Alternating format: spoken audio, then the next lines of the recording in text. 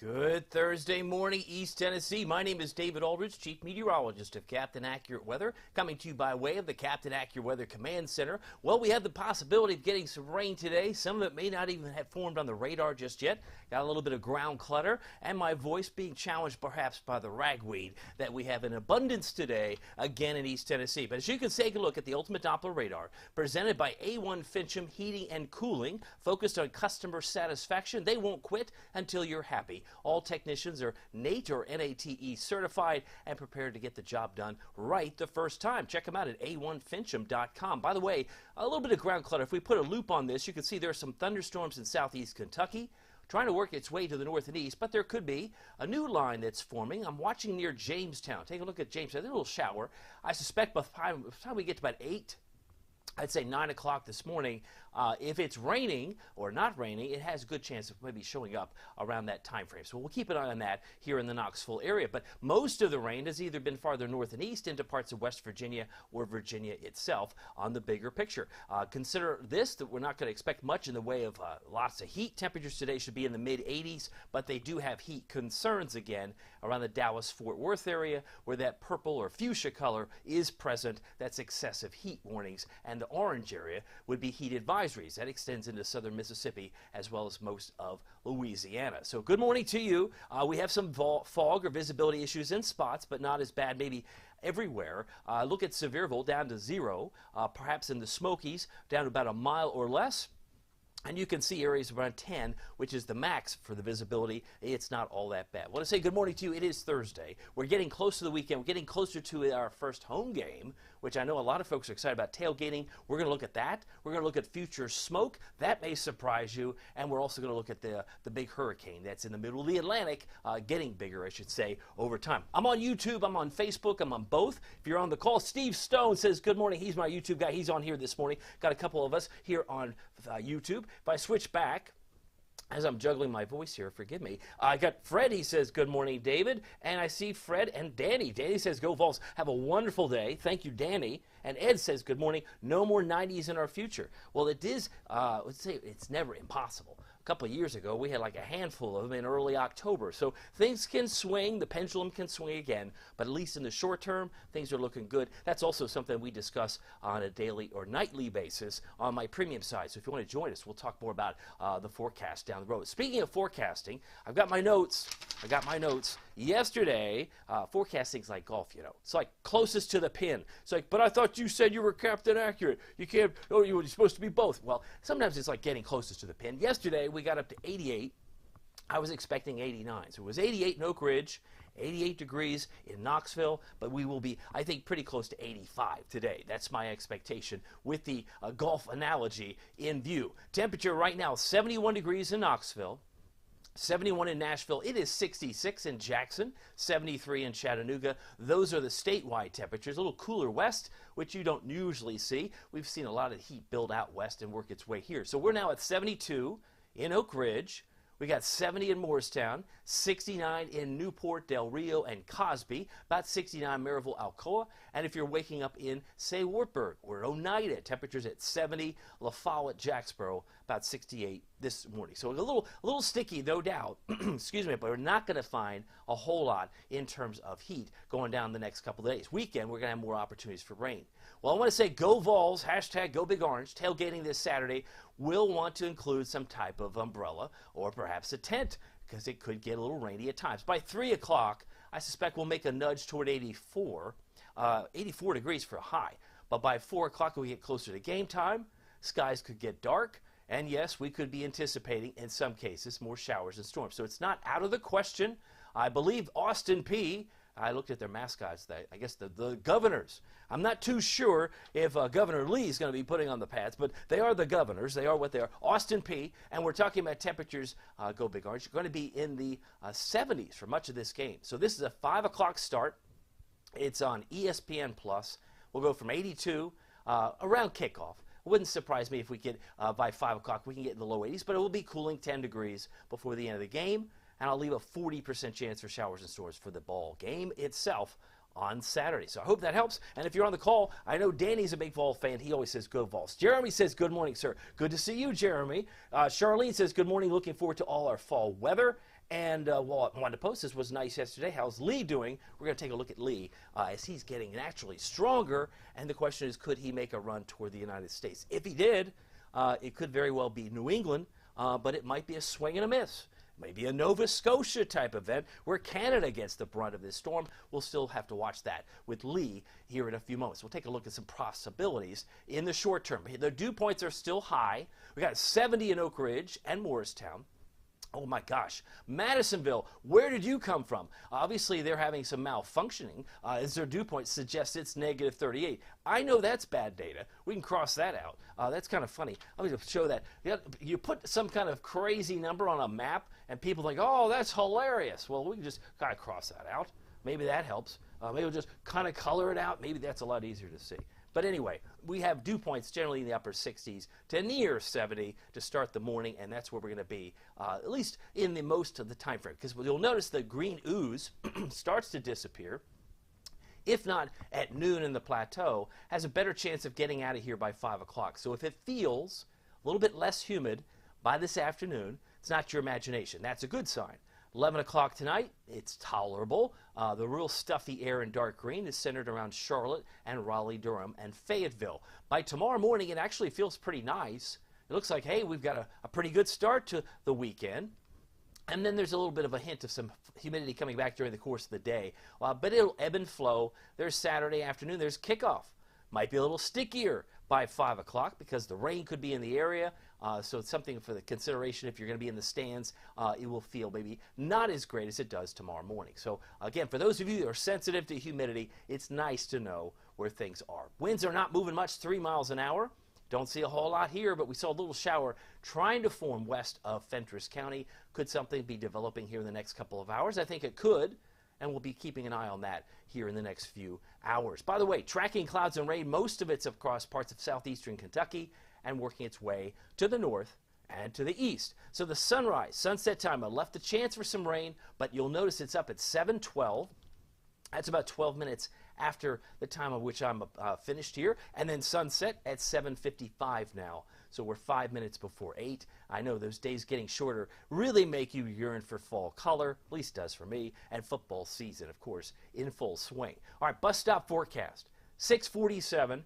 Out the door, could see some development. Skies could get dark in the next couple of hours. And then by, say, 10 o'clock, around 74. By 2 o'clock, about 82 degrees. Coming back on camera, I want to get to the forecast. Here's where I wanted to stop. Here, 85, Knoxville. 77 for a high in Crossville. Huge difference today in temperature in terms of Cumberland County, Fentress County, only the mid-70s. 82 for Bell County, Middlesboro. 85 for Tellico Plains and Madisonville, about 82 for Sevierville. Looking about a 40% chance for showers and storms here on a Thursday. So good morning to you. I'm also on YouTube. I mentioned YouTube. I'm going to pop up over here. I see, Felicia Crafty Adventure says good morning. Steve Stone says good morning. And we got now 4 people watching us on YouTube. So we're trying to expand the reach so you get more notifications. I can't tell you the number of times people say, I don't get the notifications like I used to. I have no control over that. So I thought, well, let's expand the reach. Let's go on Facebook and YouTube at the same time. So that's what we're doing. And just kind of lay it out there if you're on that platform more frequently or more common. That way might be another way to serve you. By the way, Carol Witt says, good morning, David, and thank you. Good to see you. And Darcy says, clear and cooler. Isn't that nice? I see Darcy mentioning that we've had some foggy mornings, right? Most of August seems like we've had a lot of fogs. And have you been counting them? I don't know if the fogs in September count, but we've had some foggy mornings, no doubt, over the last 4 to 6 weeks, for sure, looking across the board. Allergy seasons, which have definitely taken hold of me, usually peaks around the Labor Day holiday, which is now in a rearview mirror, but it still lingers. Look at the big brown bubble there. First, it starts with trees, typically in the spring, then grasses and weeds, and there's usually some overlap. But this is the time of year where ragweed can not only run rampant, roughshod, so to speak, on your throat, your eyes, wheezing and sneezing, all the rest. That's just part of the territory for this time of year. So it's I call it raging ragweed. I can attest to that. Grass and molds may be low to moderate, but ragweed is certainly the kingpin on the playing field at this time. We won't see any relief, likely, until we get into the first frost and freeze. So I put freeze first, but frost and freeze, you can see August, oh my goodness, my brain has stopped. October 24th is the first frost typically. It can be a couple days before, it can be a couple days after, but the average or median first frost is October 24th. And the median first freeze is typically the 2nd of November. So you have to wait quite a while before it really starts to disappear. And it's not to say it's going to stay this high, but it may gradually go further down as the days get shorter. Something to think about as we head in further into the autumn season. All right, I want to get to smoke. Here at 6:50, there's a big plume of wildfire smoke in yellow centered around Iowa and Missouri and parts of Illinois that wants to come down toward Paducah. Now notice there's a little leftover smoke, maybe on the lighter side, trying to work its way through Middle Tennessee, may even work its way into East Tennessee by tonight. So as the clouds begin to clear a bit, you may notice a little bit of smoke in the air, but it certainly would be more noticeable in yellow for Memphis and Jackson, Paducah by this evening. If you're headed there or have family there, that's something to watch, because I know a lot of us are either sensitive to humidity, they're sensitive to ragweed like I am, and certainly maybe even the smoke. And that's what we're detecting here from some of the modeling going into the next 12 to 14 hours. Very light smoke. All right, let me get to the tropics. I know Wanda Poe was wondering about Lee. We also have two other disturbances that the National Hurricane Center is in fact watching. This was the latest map that they generated. That's 2 o'clock this morning, and there's an 80% chance that we could get the name probably Margot showing up off the coast of Africa. A 20% chance in yellow to the north and east, probably that's more academic if something actually forms there. But Lee is a storm that has the potential to run the field, run the playing field. Watch this storm. Again, these are all individual models, and they stay pretty close together until the latter part of the period, and then they kind of go every which way but loose. Generally, if they do move north, it may work its way toward New England, possibly Nova Scotia or into Canada, so there will be some issues there. This is the official track from the Hurricane Center this morning. It has it as a Category 3 as early as tomorrow, major hurricane, and it could be a pretty strong Category 4 going into the weekend. Look at the winds of Sunday, about 155. So you're on the border of becoming a Cat 5. This could be a very strong 4 by the time it gets into this part of the Atlantic Ocean. So winds right now are at 80 at the top of your screen there, and it's moving west-northwest at 13 miles per hour. I got a couple of notes from Marilyn. She says, have a great Thursday, everyone. Marilyn, glad to have you here. And I mentioned Carol Ann Witt saying good morning. Thank you, David. Thank you for being here. And last but not least, back to YouTube. I got Steve and I got Felicia both saying good morning. Happy to have you guys here on YouTube. By the way, as Hurricane Lee is indicative of the season, we're now getting close to the peak, which is typically the 10th of September. Why is that date picked out? Well, just from history, historical purposes, this Sunday, which is the 10th of September, is usually when we see our highest point of activity. Doesn't always work out that way, but we usually see a big rise between August 20th and September 10th, and then it typically starts to trail off with lesser number of storms heading into October. Atlantic tropical storm names, we mentioned Margot is next, followed by Nigel and Ophelia. There are strong indications that we're going to still be talking about named storms, though, going into October. So I just don't want to mislead you and think, hey, once we hit September 10th, we said we're going to be done. That's not what I'm saying. I'm saying historically speaking, there is that possibility of seeing fewer storms down the road. Headlines, rain chances today, more rain chances this weekend, and then highs in the 80s. I know some of you like cooler weather. You're like, when are we going to get highs in the 60s? I'm ready for pumpkin patch, pumpkin spice, all the rest. We're going to have to wait a while for that. But the next 7 days, we are looking for highs in the 80s, but nothing too extreme. And when I say rain chances today, I'm looking at about a 40% chance. Right now, we have 71 at the airport, dew point 67, and the winds are out of the south at 3 miles per hour. So there's where we stand. Precipitation chances. Well, it's gone from very little over maybe the last couple of days up to 20 and 40.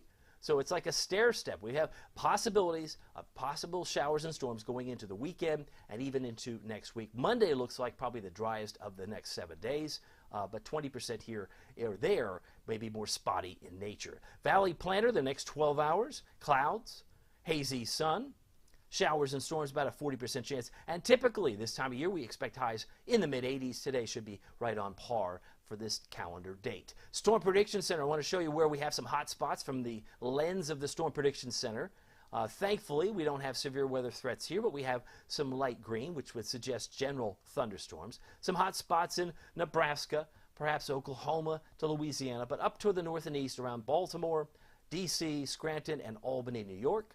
They may have some scattered severe storms. That's probably the best chance to see severe weather today. Charlotte may get some isolated severe storms, but Knoxville, probably just general thunderstorms, not much more than that expected here on a Thursday. Tomorrow, we got added a new little area of yellow around Dallas, Fort Worth, into parts of Texas and along the Oklahoma-Texas line, but Tyler, Texas may find some scattered severe storms tomorrow, as would possibly New York City, Philadelphia, and parts of the Northeast. But for us, still possibility of some storms. And then tomorrow, Houston, Texas. If someone's watching us from Houston, you'll find there may be some isolated severe storms on Saturday, but I do expect we'll find some showers and storms here, but certainly well below severe limits. So where and how could we get some rain? You said some rain could form. This is about 6:45, so this is like 10 minutes ago. As this front comes into town, it could help initiate a little bit of green. Ready for this? Oh, I see some rain. I wasn't there a few minutes ago. It's 8 o'clock. So if we get some development, it's likely to form in the next 90 minutes or less across parts of the valley. Kind of lingers in like this at midday, possibly pushing toward the Tri-Cities at noon. And then by the time we get to the drive home, some models still keep some rain here in Knoxville. This one does not, but it pushes further east toward Roanoke. So there's where things may develop. Again, it's all predicated on whether or not that front does initiate some change and initiate some showers and storms. Friday, I left a 20% chance. A lot of that is probably model noise. Most of it should be back toward Roanoke as this front gets stalled. The stalled red and blue line you see from Charlotte to Roanoke is going to be the focal point for more showers. But sadly, there's Saturday, midday tailgaters. Maybe a few showers popping into the picture. See, it's 5 o'clock. It looks like it's raining in South Knoxville. So I left a 40% chance, as you saw, for the Vols game against the Governors of Austin Peay.